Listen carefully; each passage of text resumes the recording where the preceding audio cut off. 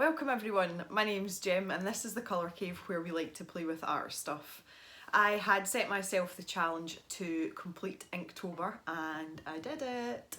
Even though the challenge was going to be in the midst of quite a few life events that were happening, I still decided that I was going to commit to it and I was going to do it as someone who is a new artist. I thought it would be really good for me and maybe I would learn some lessons from it, and I definitely think I did. Despite the start of Inktober was when I was away on my honeymoon, and when we came back we had the addition of a new puppy as well, which was all planned, and I thought I would maybe struggle. There were days where I had to double up on the prompt. I still finished on time and did the last prompt on the 31st. So I wanted to give you a flip through of all the pictures and just talk a little bit about what Inktober has done for me. So I hope you enjoy having a look through with me, and let's go. The main thing that concerned me throughout the whole Inktober process was that I don't really do a lot of ink drawing. I am more of a pencil person, so I was kind of hoping that by doing the drawing every day in ink that it would boost my confidence a little bit with just using ink and getting used to using more ink pens rather than just sticking with pencil all the time. So I think I was also expecting or hoping to see some sort of improvement in my drawings as the month went on, and strangely this first drawing I probably took more time over this because I was away on my honeymoon. I was very relaxed, and you can tell by the level of detail that I did spend a lot of time on it because I basically had all day to do it. It's still one of my favourites even though it was the very first one. I was really pleased with that. This one was obviously influenced by where I was in the world, which was quite good as well. And you can see it's in a slightly different style. And again, that's something that everybody always says, that you can't force your art style, it just kind of happens to you.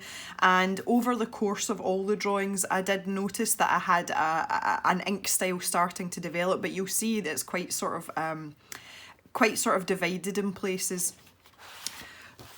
So here we are, day 3. Now to me this one is a lot more in the same style as day 1, just by the line work and you know the sort of detailing thing that I'd put in as well. So this was, I was in the airport at Dubai at this point and I was very tired, so something comforting seemed like a good idea. I was starting to get brave and decided to add a little bit of colour as well, and I was really pleased with the way this one turned out, again just with the level of detail. And I spent a fair bit of time in this. Again, I had a lot of time on my hands that day because I was in the airport. And again, I seem to have like switched styles here. I've gone for a really sort of cartoony style. I really enjoyed drawing this one though, I have to say. This was great fun and it didn't take me a terribly long time to do.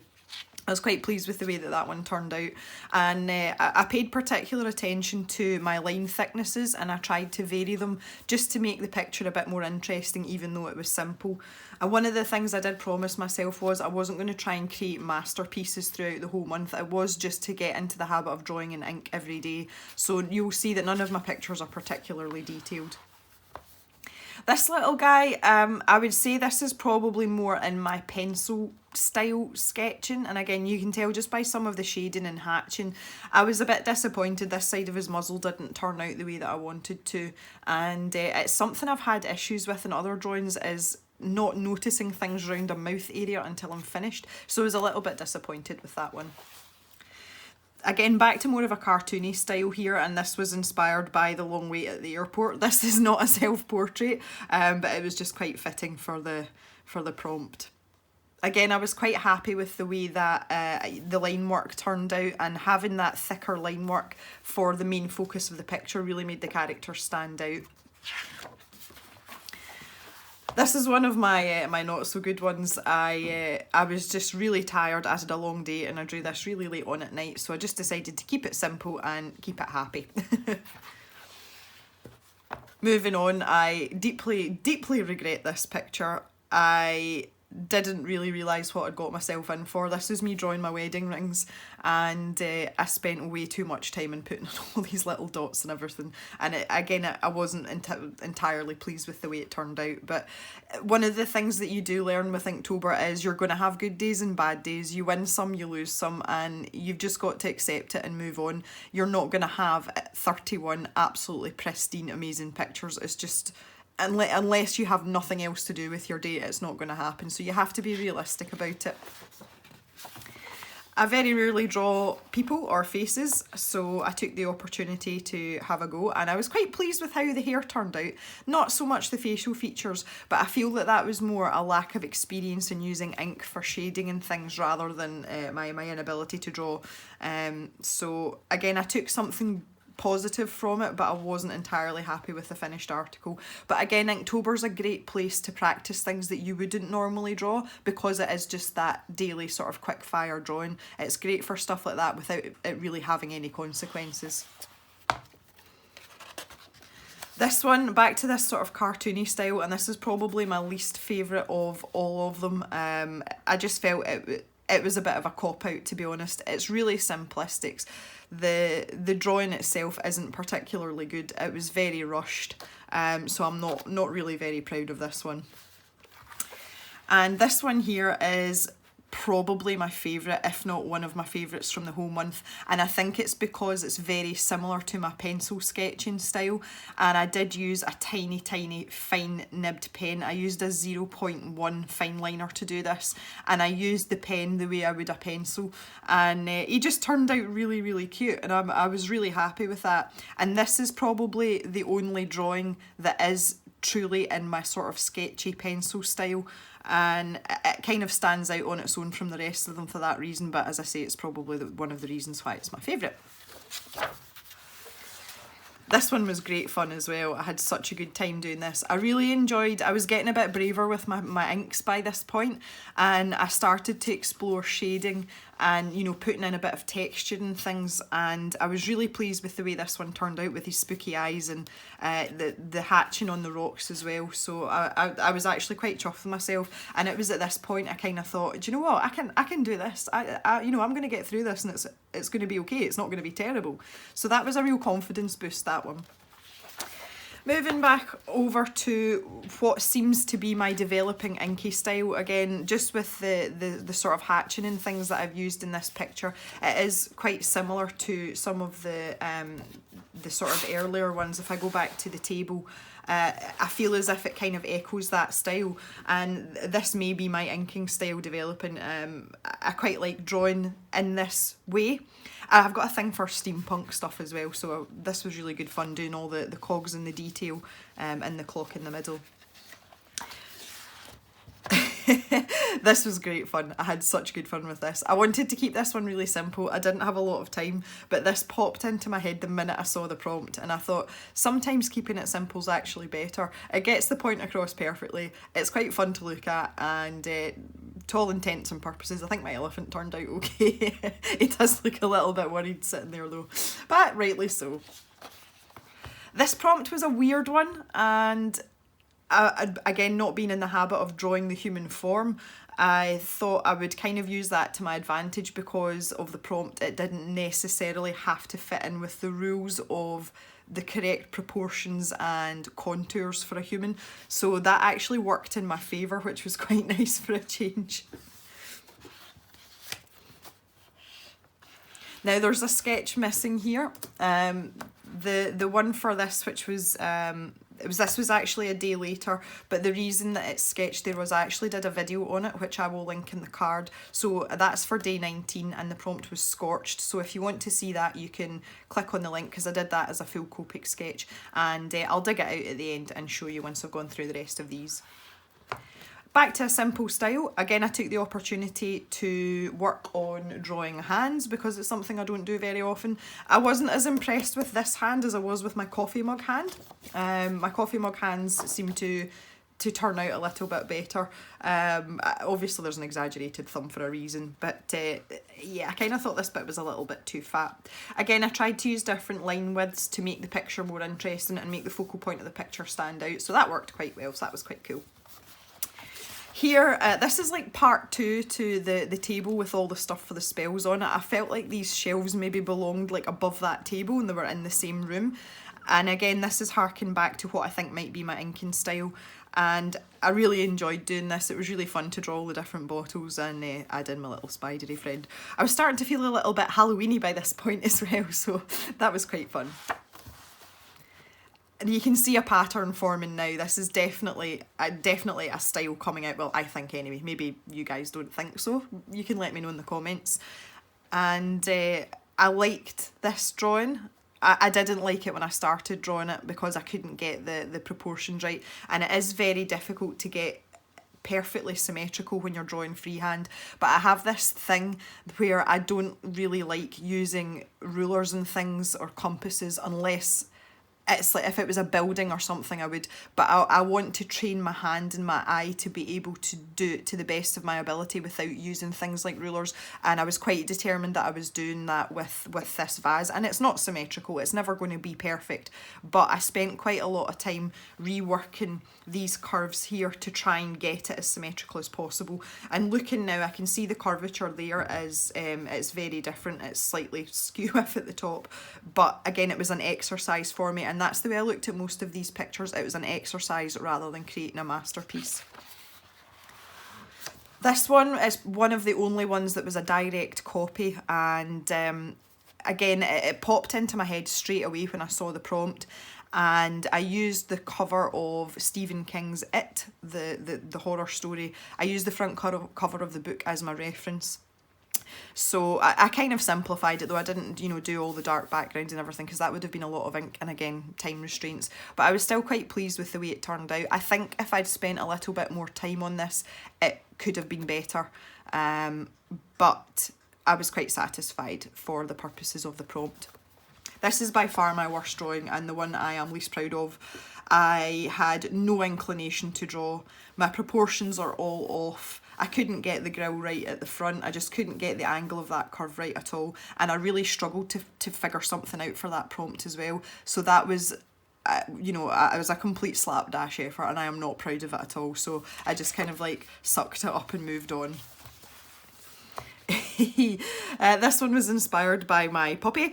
Yeah, it's a fun drawing, and again, I'm probably more inclined to draw animals than I am to draw people, and I don't draw a lot of animals either, but this was good fun and I found it quite easy actually. I wish I'd put in a bit more detail again with the line work and maybe a little bit more texture and shading. I think it's a wee bit too simple and I could have done a bit more with it, but overall I was quite pleased with how it turned out.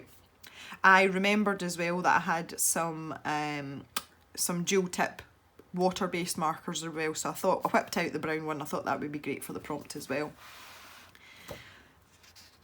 This one, again, this seems to be in the style. If you compare it to the vase and again some of the earlier pictures, you can tell that, you know, that's something that's kind of starting to stick with me now with these thick outlines. And again, I just felt that keeping it simple was a good idea for this prompt and it worked perfectly for me, and I quite like this drawing as well. This one was just a bit of fun. I wanted to use a bit of colour because it's something I haven't done a huge amount of up until this point in Inktober. So I kind of thought of like the Warner Brothers cartoons, like Roadrunner and that kind of thing, and I wanted to get that kind of feel, that sort of comical feel, and I think I've got it, short of like drawing a face on it. I think I kind of captured it there. That was so quick and so easy, and I didn't use any of my fine liners at all. That was all done in the aforementioned dual tip pens, so that was a nice little change as well. This one, I just wanted to take the opportunity to have a practice at the human form, and this is back to more of like my pencil sketch style, and just to try and work on like shapes and proportions. And I realised the proportions are really off. I mean, our legs are like shorter than our arms, but again, this was a really good exercise for me because it's something that I don't do very often, and I didn't spend long on it, but it helped me to learn things and recognise where I'm going wrong with drawing the human form, so it's kind of like store that information and use it later. I didn't use any pencil for this at all. I just went straight in with pen, which is why it's in the sketchy style. But again, I wanted to kind of force myself into that a little bit and move away from this safety net of having a pencil. So maybe if I had done a pencil sketch, I would probably have corrected these proportions a little bit and it might have looked a little less strange. But a good exercise nonetheless. Staying with that sort of sketchy pencil style, I did do this in pencil first though before I went in with ink, and I really like this picture because it's quite moody. Simple but effective.